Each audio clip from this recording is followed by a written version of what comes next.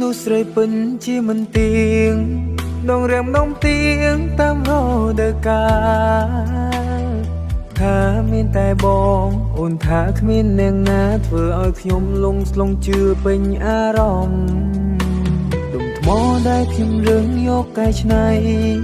ពេលមានតម្លៃបែរជាគេឆោបបានលះបងទាំងពេលវេលាបងលះបងទាំងទ្រព្យសម្បត្តិតែពេលនេះអូនដៀលបងមិនឡ